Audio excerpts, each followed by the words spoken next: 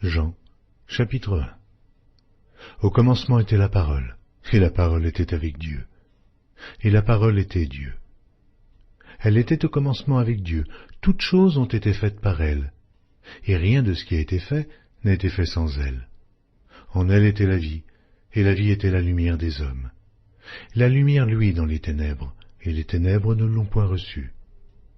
Il y eut un homme envoyé de Dieu, son nom était Jean. Il vint pour servir de témoin, pour rendre témoignage à la lumière, afin que tous crussent par lui. Oh, il n'était pas la lumière, mais il parut pour rendre témoignage à la lumière. Cette lumière était la véritable lumière qui, en venant dans le monde, éclaire tout homme. Elle était dans le monde, et le monde a été fait par elle, et le monde ne l'a point connue. Elle est venue chez les siens, et les siens ne l'ont point reçue.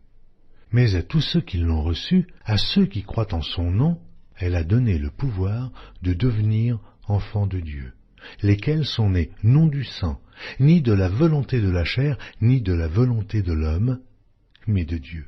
Et la parole a été faite chair, et elle habitait parmi nous pleine de grâce et de vérité. Et nous avons contemplé sa gloire, une gloire comme la gloire du Fils unique venu du Père. Jean lui a rendu témoignage et s'est écrié, « C'est celui dont j'ai dit, celui qui vient après moi m'a précédé, car il était avant moi. » Et nous avons tous reçu de sa plénitude et grâce pour grâce, car la loi a été donnée par Moïse. La grâce et la vérité sont venues par Jésus-Christ. Oh, personne n'a jamais vu Dieu. Le Fils unique qui est dans le sein du Père est celui qui l'a fait connaître. Voici le témoignage de Jean, lorsque les Juifs envoyèrent de Jérusalem des sacrificateurs et des Lévites pour lui demander, « Et toi, qui es-tu » Il déclara, et ne le nia point, il déclara qu'il n'était pas le Christ. Ils lui demandèrent, « Quoi donc? Es-tu Élie » Et il dit, « Je ne le suis point. » « Es-tu le prophète » Et il répondit, « Non. » Ils lui dirent alors, « Mais qui es-tu » afin que nous donnions une réponse à ceux qui nous ont envoyés. « Que dis-tu de toi-même » Moi, dit-il, je suis la voix de celui qui crie dans le désert. Aplanissez le chemin du Seigneur, comme a dit Ésaïe, le prophète. Ceux qui avaient été envoyés étaient des pharisiens. Ils lui firent encore cette question. « Pourquoi donc baptises-tu si tu n'es pas le Christ, ni Élie, ni le prophète » Jean leur répondit, « Moi je baptise d'eau, mais au milieu de vous, il y a quelqu'un que vous ne connaissez pas, qui vient après moi. Je ne suis pas digne de délier la courroie de ses souliers. » Ces choses se passèrent à Béthanie, au-delà du Jourdain, où Jean baptisait. Le lendemain, il vit Jésus venant à lui, et il dit, « Voici l'agneau de Dieu, qui ôte le péché du monde. C'est celui dont j'ai dit, après moi vient un homme, qui m'a précédé, car il était avant moi. Oh, je ne le connaissais pas, mais c'est afin qu'il fût manifesté à Israël que je suis venu baptiser d'eau. » Jean rendit ce témoignage. J'ai vu l'Esprit descendre du ciel, comme une colombe, et s'arrêter sur lui. Je ne le connaissais pas. Mais celui qui m'a envoyé baptiser d'eau, celui-là m'a dit, « Celui sur qui tu verras l'Esprit descendre et s'arrêter, c'est celui qui baptise du Saint-Esprit. » Et j'ai vu, et j'ai rendu témoignage qu'il est le Fils de Dieu.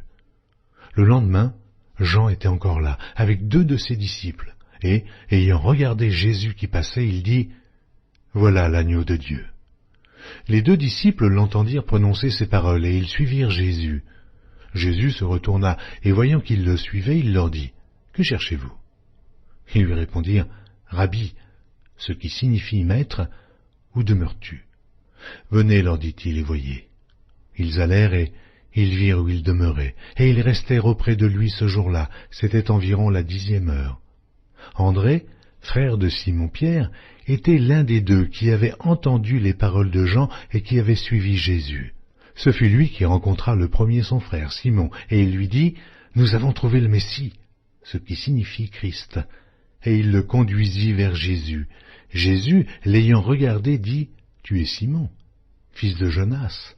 Tu seras appelé Céphas, ce qui signifie Pierre. » Le lendemain, Jésus voulut se rendre en Galilée, où il rencontra Philippe, et il lui dit, « Suis-moi. » Philippe était de Bethsaïda, de la ville d'André et de Pierre.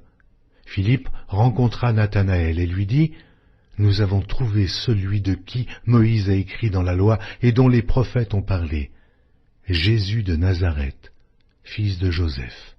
Nathanaël lui dit, peut-il venir de Nazareth quelque chose de bon?